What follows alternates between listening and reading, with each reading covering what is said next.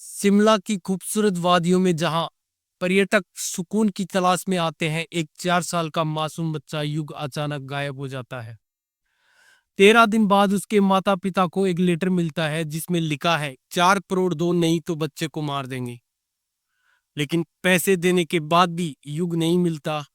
2 साल बाद एक पानी की टंकी से उसका कंकाल बरामद होता है और पता चलता है कि उसी टंकी का पानी पीकर 1,000 लोग जोंडिस से मर गए। आखिर कौन थे वो लोग जिन्होंने एक मासूम की जान ली और पूरे शहर को बीमारी की चपेट में ला दिया? ये कहानी आपके रोंगटे खड़े कर देगी। नमस्कार दोस्तों, मैं हूं यूब बगड़िया। अगर आप पहली बार हमारे चैनल पर आए हैं तो चैनल को सब्सक्राइब कर लीजिए और बेल आइकन दबा दीजिए ताकि हमारी हर नई कहानी की नोटिफिकेशन सबसे पहले आप तक पहुंच सके। आज की ये सच्ची कहानी हिमाचल प्रदेश के शिमला से है, जो एक मासूम बच्चे की किडनैपिंग और हत्या की दर्दनाक दास्तान है। ये कहानी हमें सिखाती है कि बच्चों की सुरक्षा और सामाजिक जागरूकता कितनी जरूरी है और हमारे कानून में सुधार की कितनी जरूरत है। तो चलिए बिना देरी के शुरू करते हैं ये दिल दहला देने वाली कहानी।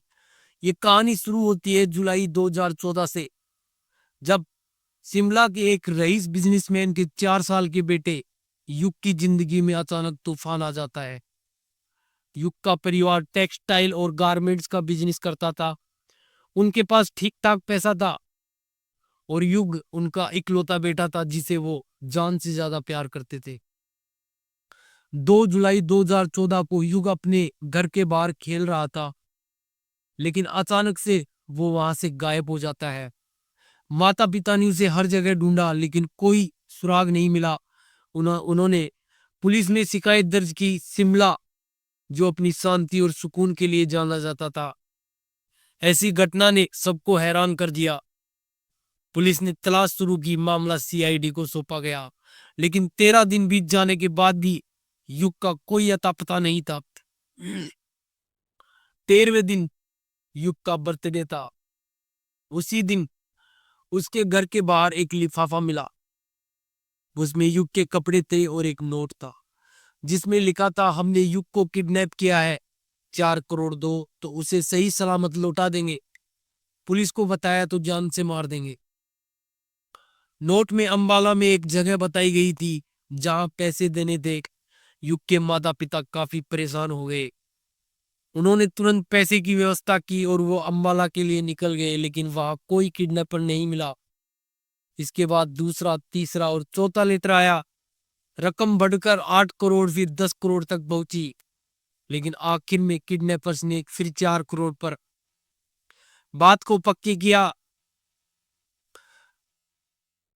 हर बार युग के कपड़े लिफाफे में आते, लेकिन बच्चा नहीं मिला। लोगों में गुस्सा बढ़ रहा था। दुकानदार और कारोबारियों ने जो धरना प्रदर्शन किया। मामला पॉलिटिकल हो गया, लेकिन पुलिस के हाथ पूरी तरीके से खाली थे। युग का कोई सुराग नहीं मिल रहा था। युग की गुमशुदगी के करीब 5 से 6 महीने बाद 2015 में शिमला के एक खास इलाके में अचानक जोंडिस, जो पीलिया, फैलने लगा। लोग डॉक्टरों और अस्पतालों के चक्कर काटने लगे। धीरे धीरे हालात बेकाबू हो गए और सरकारी आंकड़ों के मुताबिक इस बीमारी से 1,000 लोगों की मौत हो गई। सरकार ने म्युनिसिपल कॉरपोरेशन को पानी की टंकियों की सफाई का आदेश दिया। कॉरपोरेशन ने दावा किया कि वो नियमित सफाई करते हैं और उनकी तरफ से कोई लापरवाही नहीं है, लेकिन जोंडिस का कहर जो रुकने का नाम नहीं ले रहा था। 2016 तक हालात सामान्य हुए, लेकिन जो युग का कोई अता पता नहीं, उसका कुछ पता नहीं चला। 2016 के अगस्त में युग की गुमशुदगी को 2 साल और 1 महीना हो चुका था। परिवार अब पूरी तरीके से हिम्मत हार चुका था और पुलिस के पास भी कोई सुराग नहीं था। लेकिन तभी चंडीगढ़ में एक चोर विक्रांत बख्शी को चोरी के इल्जाम में गिरफ्तार किया गया। पुलिस ने जब विक्रांत का मोबाइल खंगाला तो उसमें एक वीडियो मिला जिसने सबके होश उड़ा दिए। वीडियो में एक 4 साल का बच्चा अपने पापा से गिड़गिड़ा रहा था, पापा मुझे बचा लो, ये लोग मुझे मार देंगे। मुझे बेड बॉक्स में जो छुपा कर रखते हैं, खाना नहीं देते, पानी मांगता हूं तो शराब पिलाते हैं। पुलिस ने वीडियो में बच्चे को पहचानने की कोशिश की तो पता चला कि ये वही युग है जो 2 साल पहले शिमला से गायब हुआ था।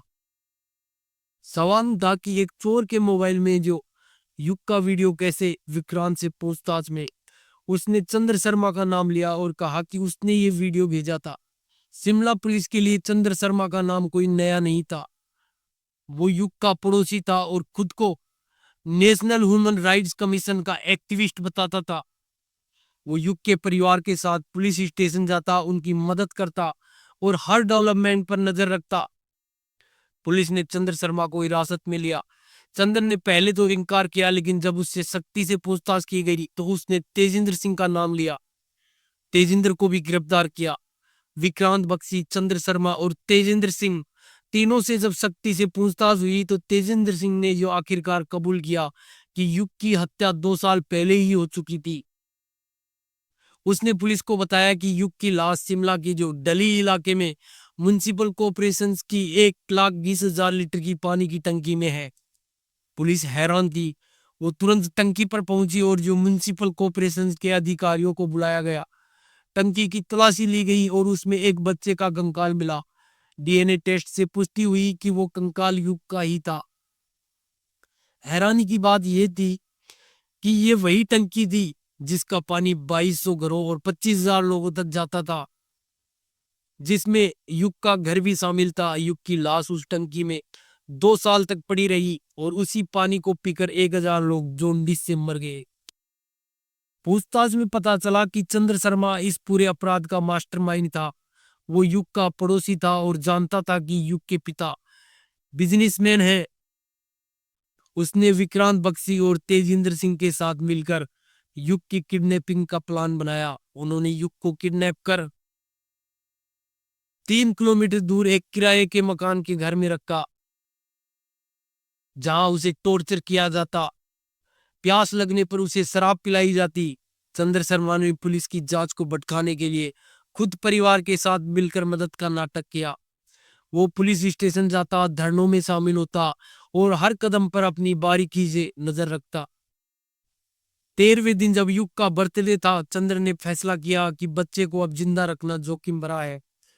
उन्होंने युग के हाथ पैर बांधे और उसके शरीर पर भारी पत्थर बांधा और उसे म्युनिसिपल जो कॉर्पोरेशन पानी की टंकी थी, उस टंकी के अंदर उस 4 साल के बच्चे को डाल दिया। टंकी सुनसान थी और उसमें कोई ताला या जो सिक्योरिटी नहीं थी। इसके बाद चंद्र ने जो लेटर भेजने शुरू किए ताकि जो ल- लगे कि युग जिंदा है। उसने 4 लेटर भेजे, लेकिन पैसे लेने कभी नहीं आया। युग की लाश 2 साल तक टंकी में पड़ी रही और म्युनिसिपल कॉर्पोरेशन ने दावा किया कि वो नियमित सफाई करते हैं। अगर सफाई होती तो लाश पहले ही मिल जाती और शायद 1,000 लोगों की जान बच सकती थी। इस लापरवाही ने पूरे शहर को बीमारी की चपेट में ला दिया। 2016 में युग का कंकाल मिलने के बाद पुलिस ने तीनों आरोपियों चंद्र शर्मा, विक्रांत बख्शी और तेजेंद्र सिंह को गिरफ्तार किया। 2017 में शिमला की ट्रायल कोर्ट ने तीनों को जो फांसी की सजा सुनाई। कोर्ट में तालियां बजी और जज ने कलम की निब तोड़ दी, जो कि एक रेयर प्रथा है। लेकिन 2017 में मामला हाई कोर्ट पहुंचा। 8 साल बाद 23 सितंबर 2025 को हाई कोर्ट ने फैसला सुनाया जिसने सबको हैरान कर दिया। कोर्ट ने तेजेंद्र सिंह को बाइज्जत बरी कर दिया, क्योंकि उसने पुलिस की मदद की थी और कत्ल के वक्त उसके मौजूद होने के कोई पुख्ता सबूत नहीं मिले। चंद्र शर्मा और विक्रांत बख्शी की फांसी की सजा को उम्र कैद में बदल दिया गया। जेलर की रिपोर्ट के मुताबिक तीनों का जेल में व्यवहार काफी अच्छा था और उन्हें सुधरने का मौका मिलना चाहिए। फोरेंसिक रिपोर्ट में लेटर जो टिश्यू पेपर पर लिखे होने के कारण शक की गुंजाइश थी। फोन का लोकेशन उस इलाके में था, लेकिन जो सटीक घर या टंकी का नहीं था, इसलिए जो बेनिफिट ऑफ डाउट दिया गया। डाइटम टेस्ट से जो सटीक समय और जगह का पता नहीं चला। लेटर 13 दिन बाद भेजा गया, जिससे जो मोटिव पर जो सवाल थे। युग के माता पिता और स्थानीय लोगों ने इस फैसले के खिलाफ काली पट्टियां बांधकर विरोध किया।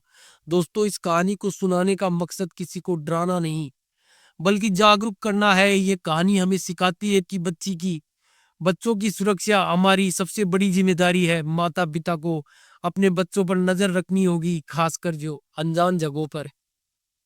म्युनिसिपल कोऑपरेशन जैसे जो संस्थानों को अपनी जिम्मेदारियां गंभीरता से लेनी होगी ताकि ऐसी लापरवाही न हो। साथ ही हमारे जो कानून में सुधार की जरूरत है। अगर किडनैपर्स को हल्की सजा मिलेगी तो ऐसे अपराध कैसे रुकेंगे।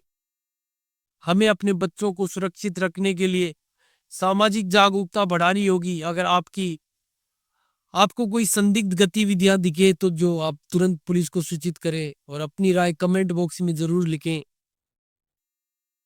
ताकि हमें पता लग सके कि आपको कहानी कैसी लगी।